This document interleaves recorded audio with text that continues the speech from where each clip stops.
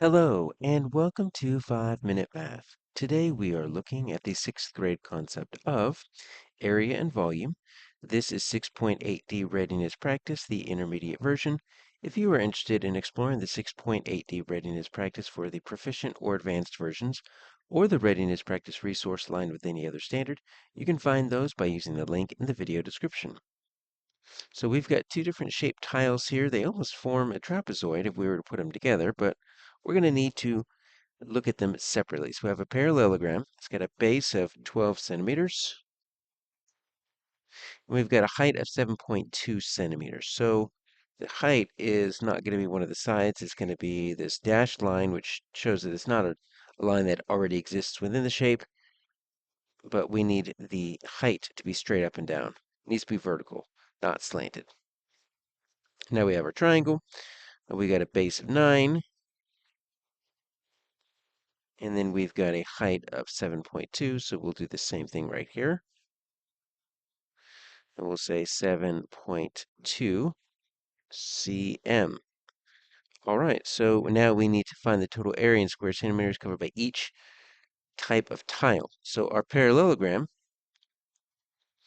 has the same formula for area that we would see for a rectangle or a square, right? It's going to be base times height, length times width, whichever one you want to look at, right? Base times height, length times width. So really what we're doing is we're looking at 12 times that 7.2. That's it. So we've got 12 times 7.2, and let's just multiply it. Think of it 12 times 72. We'll take care of that decimal in just a moment. That's going to be 24. That's going to be 14. 7, that's 8. All right, so we've got 864. Now let's bring our decimal back in. We got one digit upon the decimal, one digit upon the decimal.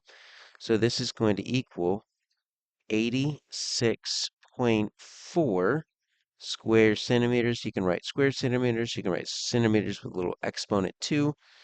Either one of those work.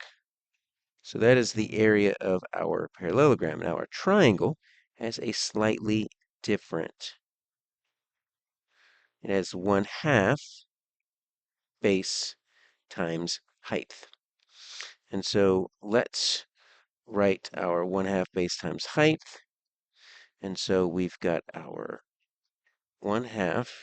Our base is 9. And then our height is that same 7.2. We can see it's the same height as that parallelogram. All right, so we've got choices. We're going to have 3 different things to multiply here. First, I want to go ahead and just take care of what's half of 9. Half of 9 is 4.5. So I'm going to need to multiply 4.5, right, times that 7.2. And let's go ahead and do that down here. 4.5, 7.2. You could have taken half of 7.2 and made it 3.6 times 9. That would have worked as well. So that's going to be 10. It's going to be 8, that's 9. And that's going to be 35, 28, 31. So that is 14, 2. All right, I've got 1, 2 digits upon the decimal, 2 digits upon the decimal. So that's going to equal 32 and 4/10. And I'll write it a different way, in case you wrote it this way, square cm.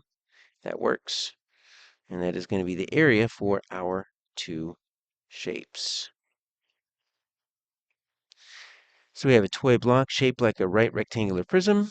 All right, so let's draw our rectangular prism. So I'm going to draw it like this. I'm going to draw some lines that go up like this, and this is going to be dotted because it's kind of hidden in the background.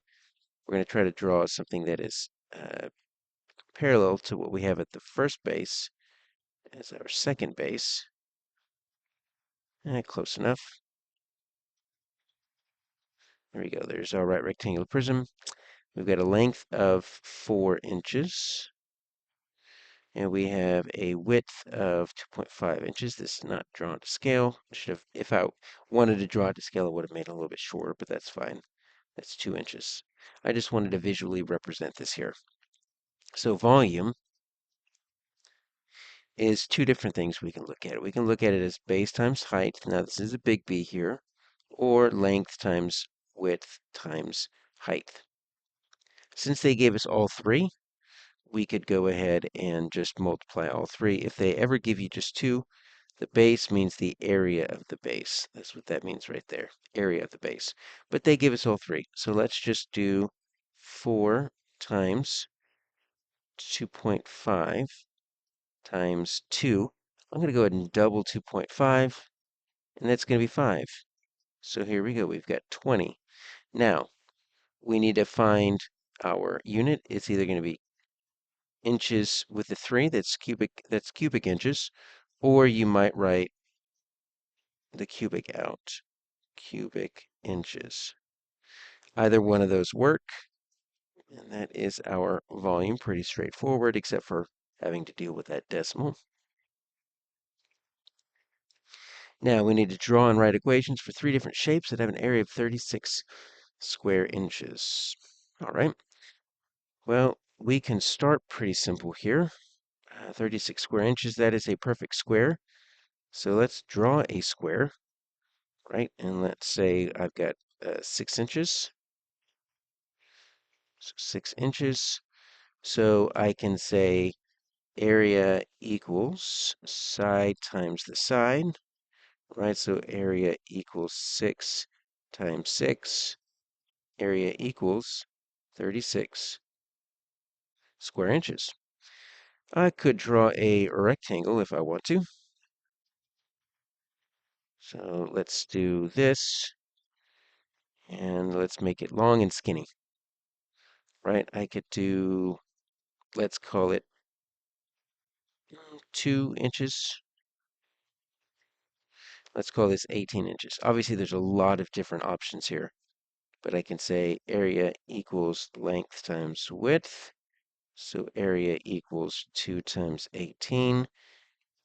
And so that's going to equal 36. And we'll do the other version here. Square, you need to be familiar with both. 36 square inches.